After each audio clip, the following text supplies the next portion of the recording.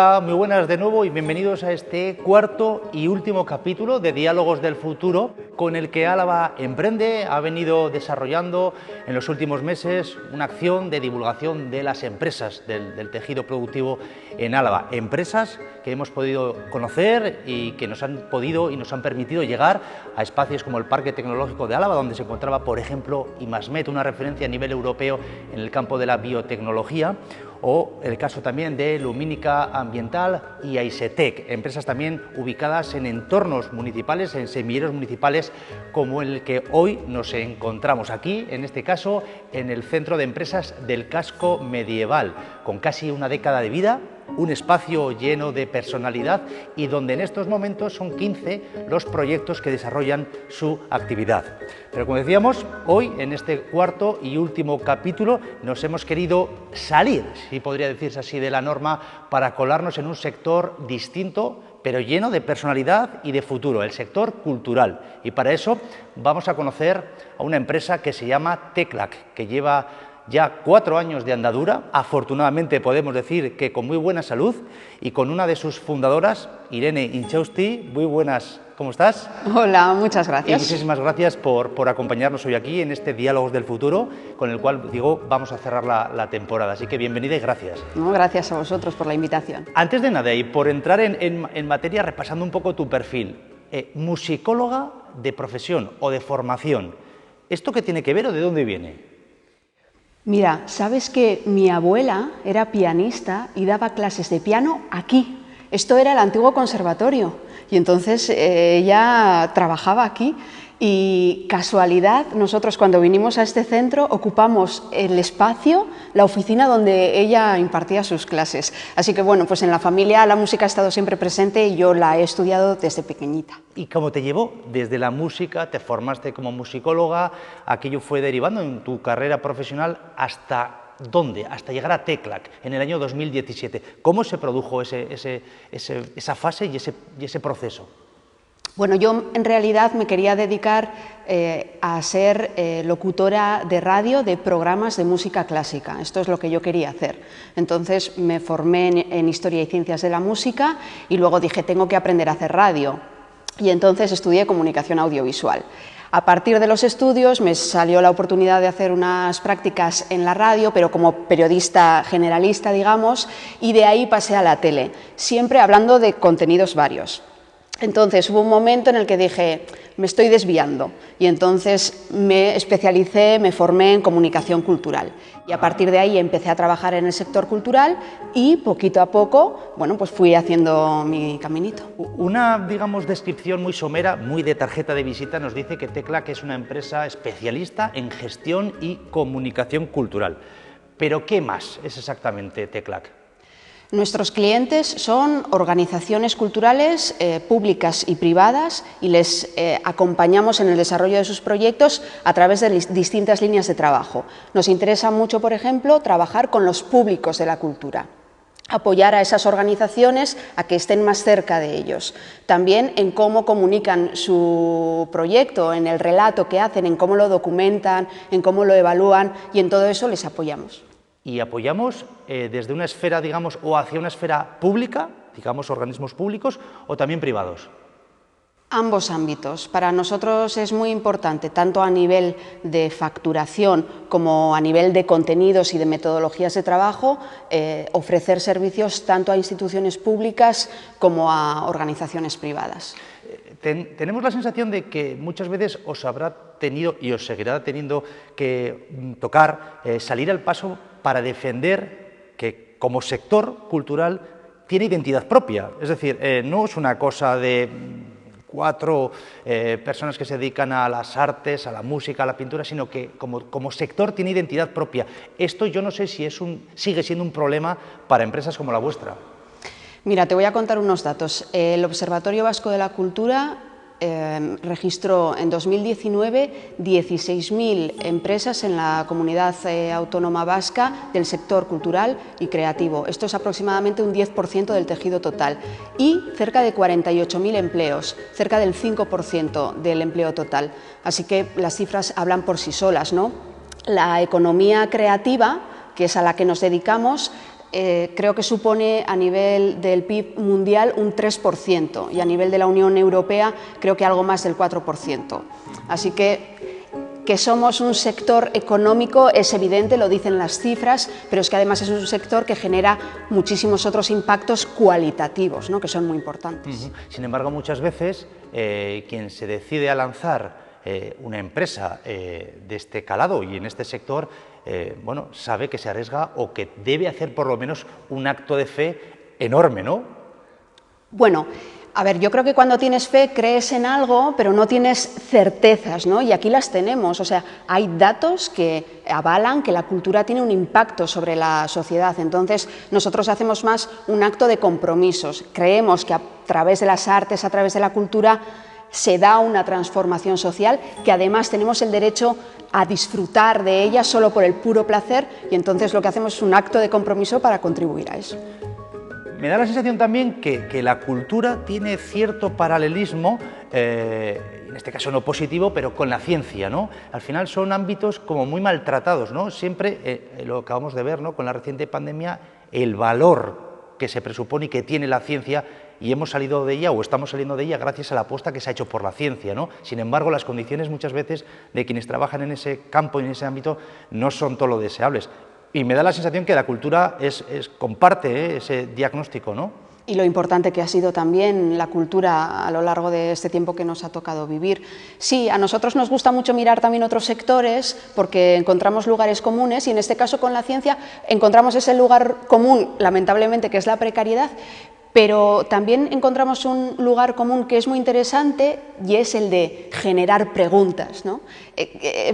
Quizá no estamos muy acostumbrados o igual al sistema no le interesa demasiado que nos hagamos preguntas, pero es necesario, ¿no? Y entonces, bueno, pues ahí estamos en estos sectores y en otros también, bueno, pues empujando para que nos protejan más y nos impulsen más a las empresas que a ellas nos dedicamos. Como empresa y con ya cierto poso, nacisteis en el año 2017, tenéis ya un cierto recorrido. ¿Cuál dirías que es el valor diferencial? ¿Dónde está el valor diferencial, la propuesta diferente de Tecla respecto a otras compañías y la que os está permitiendo ser competitivos, estar ahí en el mercado?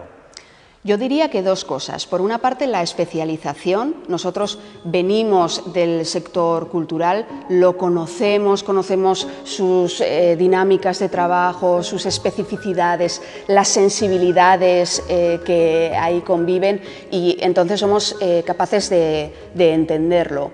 Y por otra parte, creo que también nos ayuda el haber venido de otros lugares. Mi socio viene del mundo del cine, del audiovisual, ambos hemos trabajado tanto para el ámbito público como para el privado en distintas organizaciones y por lo tanto tenemos la capacidad de entender quién está al otro lado, porque al final trabajamos con personas, entonces, ¿qué realidad digamos, envuelve a esa otra persona a la que estamos prestando nuestros servicios? Quizá esto sea un buen consejo, podríamos decir, para todas las personas, futuros emprendedores que nos estén viendo, el decir, oye, antes de lanzarte a emprender un proyecto profesional por tu propia cuenta, fórmate, toca otros palos, mira cómo se trabaja en otros lugares, ¿no? Empápate de todo lo que puedas, hazte una composición de lugar y luego ya cuando tengas más o menos las ideas claras, que yo esto no sé si alguna vez se tienen claras, ¿no? Pero cuando eso ocurra te lanzas, ¿no? A nosotros nos ha ayudado. Supongo que cada experiencia es de una manera y que hay personas que empiezan desde el inicio ya con su propio proyecto, pero a nosotros sí nos ha ayudado a entender los mecanismos de unos y otros lugares y a poder, por lo tanto, interlocutar mejor y ofrecer un servicio más adaptado. El hecho de que gran parte de vuestros clientes formen parte del organigrama público, y teniendo en cuenta que muchas veces cuando vienen situaciones de crisis las prioridades lamentablemente en detrimento de la cultura son otras, ¿no creéis que esto es peligroso o que hay un cierto riesgo en depender en excesiva forma del ámbito público en lugar de querer hacer voy a hacer una barrida en lo privado porque al final... Yo no creo que depende tanto de si es público o privado, yo creo que depende más de la naturaleza del proyecto. Si el proyecto tiene una duración bien, en la que dé tiempo a desarrollar las cosas, si además de en lo presencial tiene también otros espacios que atender, ¿no? Creo que depende de cómo esté diseñado ese proyecto, no tanto si es público o privado.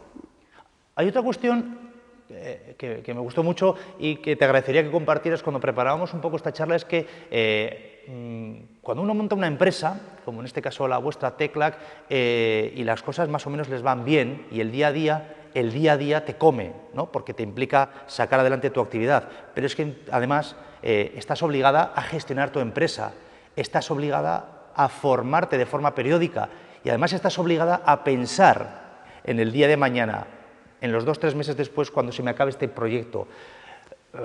Esto te lleva a pensar, decir, las horas del día no me dan para tanto. Quizás sea lo más duro, porque, claro, tú entiendes de lo que entiendes, ¿no? De tu sector, de tu actividad concreta, pero no tienes por qué entender de la gestión empresarial. Entonces, muchos vamos aprendiendo sobre la marcha. Y luego es verdad que existe la dificultad añadida de estar desarrollando proyectos hoy, pero con la mente puesta también en el mañana, porque sabes que esos proyectos van a terminar. Entonces es mucho trabajo y además creo que también es muy importante, para nosotros al menos lo es, trabajar a nivel sectorial, en la construcción de políticas, en este caso culturales, para que precisamente las empresas y las organizaciones que lo componen, bueno, pues tengan más reconocimiento y más apoyo, ¿no? Y entonces eso también lleva tiempo, pertenecer a asociaciones profesionales, etcétera. Entonces, de repente, cuando creas una empresa, no solo tienes que ofrecer servicios, ejecutarlos, etcétera, sino que tienes que atender también otras muchas cosas y eso sea quizá lo más difícil, ¿no? Con lo que además igual no contabas. Y eso, en vuestro caso, ¿dónde lo habéis aprendido? Me refiero, habréis tenido que llamar a puertas de, no lo sé, del ayuntamiento en la oficina determinada, Cámara de Comercio o en SEA o en la Diputación. ¿Os ha tocado hacer ese tipo de recorridos? Sí, nos estamos formando continuamente y regularmente participamos de eventos profesionales que impulsan diferentes instituciones. Eso siempre hay que hacerlo. Pero también hemos tenido la suerte de que nos hemos encontrado con muchas personas generosas que nos han enseñado cosas. Y nosotros también intentamos hacerlo eso, es decir, que como esto de quedarse solo en la empresa, lo que tú crees que has descubierto, a nosotros no nos convence. Es decir, el conocimiento fluye de unas personas a otras, efectivamente. Y por lo tanto, así como nos han enseñado y nos enseñan a nosotros, pues también intentamos hacerlo con aquellos que tenemos cerca, ¿no? Ajá. Uno de vuestros, digamos, públicos claros, de alguna manera, pues por cuanto os toca ayudar a divulgar ese tipo de proyectos y disciplinas artísticas, son los medios de comunicación. Y no sé por qué es tan difícil tratar con los medios de comunicación desde una perspectiva de empresa cultural. Volvemos a la especialización. Cuando hay al otro lado un profesional que está especializado, te entiende muy bien. Y si no, no. Y lamentablemente los medios de comunicación viven situaciones muy precarias y por lo tanto hay poquita especialización en cultura, ¿no? Allá donde la hay se nota. Entonces, bueno, pues es verdad que queda mucho trabajo por hacer por parte del sector cultural para comunicar mejor sus proyectos, pero también por parte de los periodistas que tienen que abrir la mente y entender que cultura no son solo ciertas cosas, sino que hay proyectos de otra naturaleza que también son artes, ¿no? Y asumiendo todos que no toda la cultura o todos los proyectos culturales van a ser buenos, como ocurre con un producto televisivo, por ejemplo, ¿no? Eso de demonizar la televisión es buena o mala. Hay cosas muy buenas y hay cosas no tan buenas, y en la cultura pasará exactamente lo mismo. Efectivamente, como en todas partes, ¿no? Hay proyectos que están muy bien hechos, muy bien pensados, y los hay que no, y bueno, también ahí está bueno, pues, el reto, ¿no? Ya como personas individuales, pues tener un criterio para decir esto sí y esto igual no, ¿no? Pero para eso nos tenemos que formar, tenemos que entrenarnos también. Y para eso están empresas como la vuestra, TECLAC, apoyando y empujando a divulgar ese tipo de proyectos culturales a los cuales desde aquí les deseamos la mayor de las suertes. Irene Inchausti, cofundadora de TECLAC, ha sido un placer charlar contigo, que nos hayas abierto un poquito más las miras de este ámbito, de que estamos hablando de un sector empresarial de verdad, con personalidad, el cultural, y que te deseamos desde aquí el mayor de los éxitos. Muchas gracias.